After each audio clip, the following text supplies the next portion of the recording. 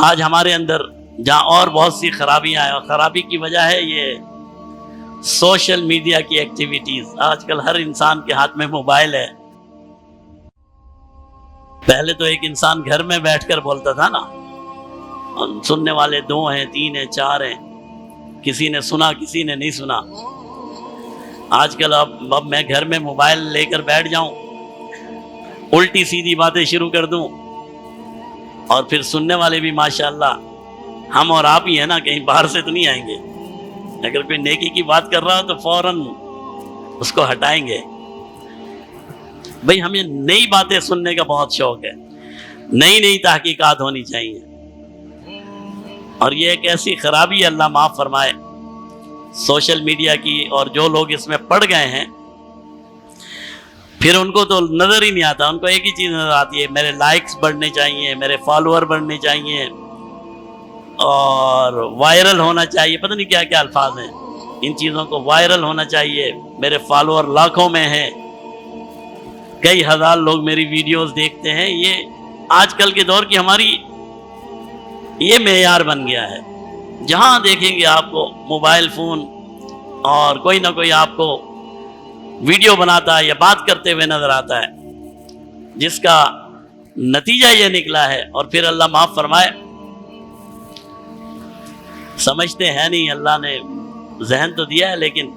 ایک آدمی ایسا بھی ہوتا ہے کہ لوگ اس کی بے عزتی کر رہے ہوتے ہیں، اس کی کسی گمراہی کو، اس کی کسی نازیبا عمل کو وائرل کر رہے ہوتے ہیں۔ بھئی دیکھو یہ کتنا واہیات انسان ہے، یہ کتنا واہیات انسان ہے، اس نے یہ بات کی ہے، اور وہ آ کر کہتا ہے کہ الحمدللہ اللہ نے مجھے اتنی شہرت دی ہے۔ بھئی لوگ تیرے اوپر لعنتیں بھیج رہے ہیں، اور تو کہتا ہے کہ ماشاءاللہ اللہ نے مجھے اتنی عزت دی ہے کہ میری فلاں ویڈیو لاکھوں میں چلی گئی ہے۔ بھائی دیکھ تو صحیح گئی کیسے ہے، اچھائی میں گئی ہے کہ برائی میں گئی ہے؟ تو جب اس سے یہ سوشل میڈیا ایکٹیویٹیز آئی ہیں امت میں، جہاں اور خرابیاں پیدا ہوئی ہیں، وہاں ایک جو سب سے بڑی خرابی پیدا ہوئی ہے وہ یہ پیدا ہوئی ہے کہ بے باکی بہت ہو گئی، آزادی بہت ہو گئی ہے۔ اور آزادی اچھی چیز ہے، الحمدللہ انسان آزاد پیدا ہوا ہے اور انسان کو آزاد رہنا چاہیے، لیکن کہیں نہ کہیں آ کر اس کی آزادی، کہیں نہ کہیں آ کر اس کی آزادی کی کوئی نہ کوئی حد ہوتی ہے، کوئی نہ کوئی معیار ہوتا ہے۔ مادر پدر آزادی نہیں ہے کہ وہ ہر چیز سے آزاد ہے، آزاد ہے انسان، اور مسلمان سے زیادہ آزاد کون ہوگا جسے کائنات میں صرف ایک رب کی عبادت کرنی ہے بس۔ تو جہاں یہ خرابیاں پیدا ہوئی ہیں وہیں بہت سے ایسے اسکالر بھی آ گئے، ایسے دیندار بھی آ گئے، اچھی بات کرنا چاہتے ہیں، کسی کی نیت پر شک نہیں کرنا چاہیے،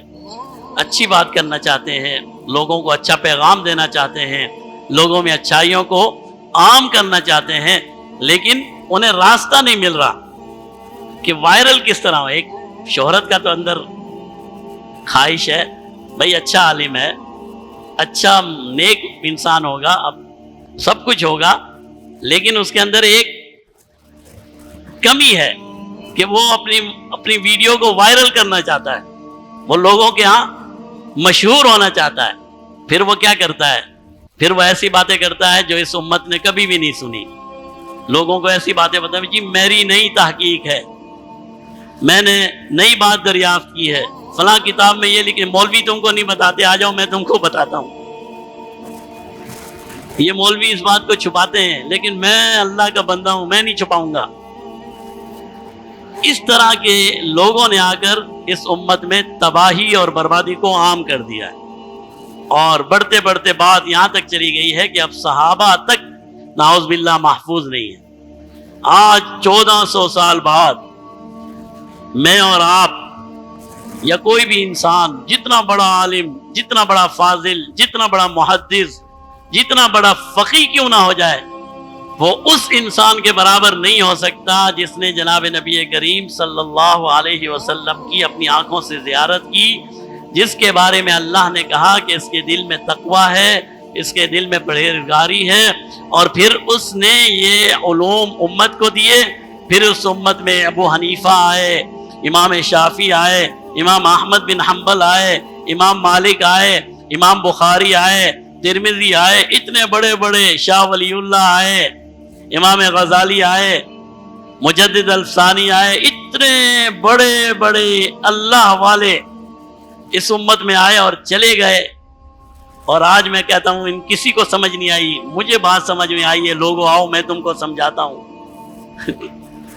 کیا سمجھا لوں گا، آپ کو کیا بتا دوں گا؟